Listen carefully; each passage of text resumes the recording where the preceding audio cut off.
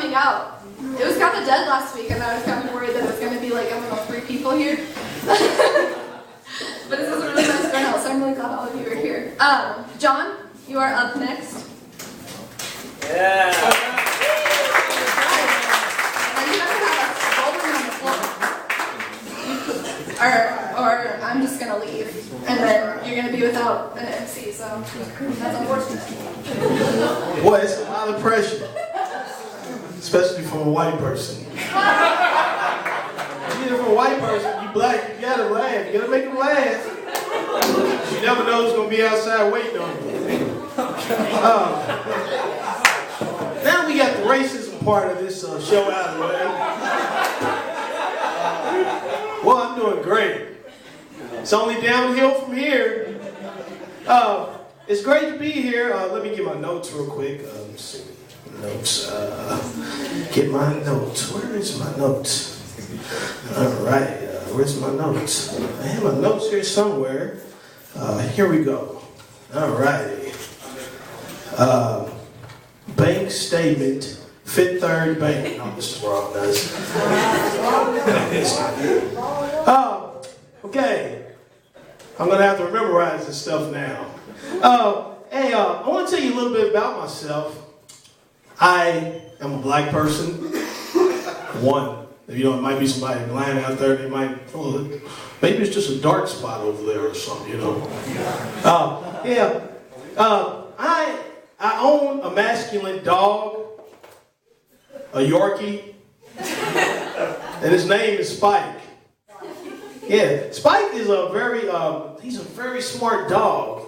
I use him as an alarm clock sometimes when I don't, alarm clock doesn't go off. And he'll wake me up. He says, it's time to get up. Please get up, Negro. And while you're at it, please feed me my food. I mean, he's crazy, man. And what I hate about Spike, and most dogs, when they go out and they use the restroom, they turn this thing into a science. I don't understand it. He'll find like 16 different spots before he'll actually go and urinate and poop. And I'm like, can you imagine if you did that in real life? You did that? If you had to use the restroom using a car and you stopped at like 16 different gas stations, you said, oh, that's not the right one. I'm going to go to this other one over here. You'd never get anything taken care of and you'd poop on yourself. That would happen. That would be a mess. Speaking of messes, I am a janitor. So, pooping and peeing is something that's close to me. I wish it wasn't close to me. I hate my job. I am a disgruntled janitor. There's nothing worse than a disgruntled janitor. I'm so disgruntled I couldn't get the words out, I hate that, man, because nobody has any respect for a janitor. A janitor is like toilet paper because you never recognize it until it's gone. So a lot of people, you know what that feels like to go to the restroom and you had to get there really bad. You say, oh my God, you used to pull your pants down to get there and you say, where's all the toilet paper at? Because a lot of people, they improvise. They'll go in with a shirt and they'll come out without one, They will. Then the janitor finds out later it's in the toilet, the trash, So you dummy, But, when I took that job, it was just supposed to be temporarily, and I've worked in different schools. I worked with elementary kids, and now I work with high school kids, so there's a big difference. I mean, elementary kids, they look cute, but they're really demons, And then the high school kids, they look like demons, and they are demons, you know what I mean? Because when you walking down the hallway and you see these high school kids, everybody looks suspicious, man. Like they're about to do something crazy. And when you speak to them, they all got an attitude. I'm like, how can you have an attitude, man? You ain't got no mortgage or nothing, you know what I mean? I'm like, golly, But I just do my job and go there. Sometimes I get a little disgruntled. People will talk to me. Like, I had a boss come to me once and he said, oh, how's your day going?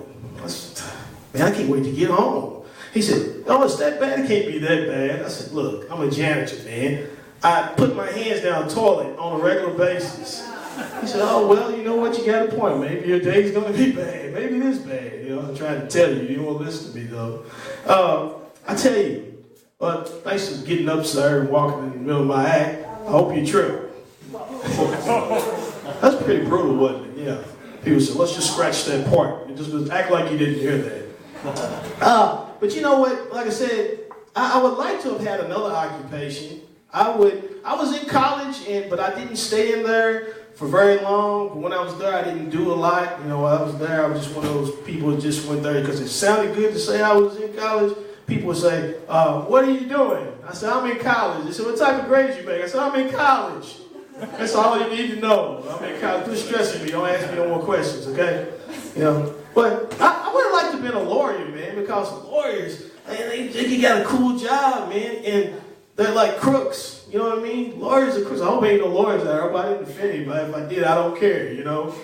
You know, because I was that person, I would never actually have a lawyer that you pay for. I'm the type of person, I'm poor, so I'm going to get a public attorney and have somebody assigned to me, you know?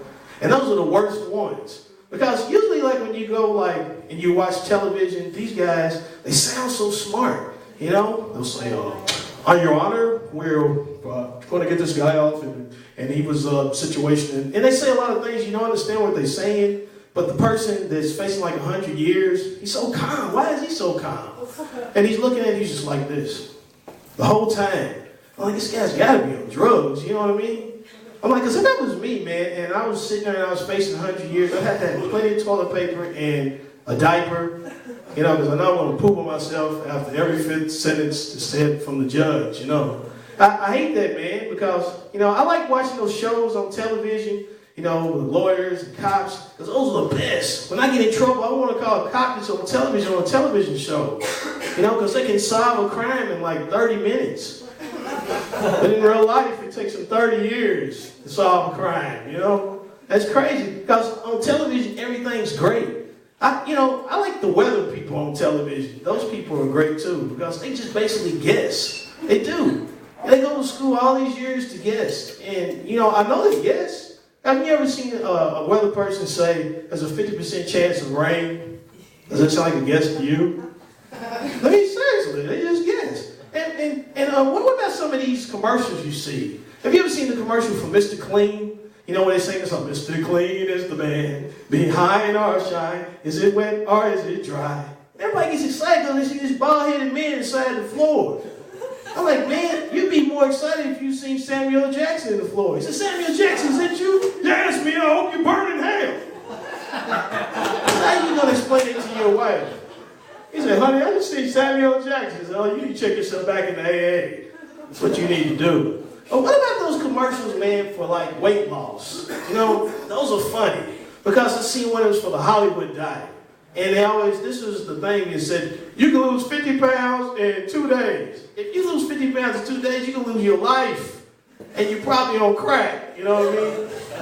You gotta be, man. You know, well, I think I'm gonna wrap this up. It was good to be in front of you guys. I appreciate you.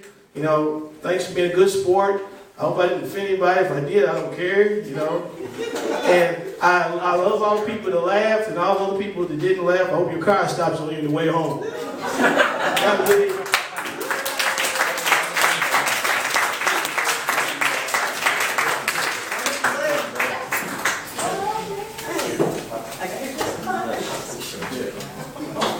Senior Jim Phillips.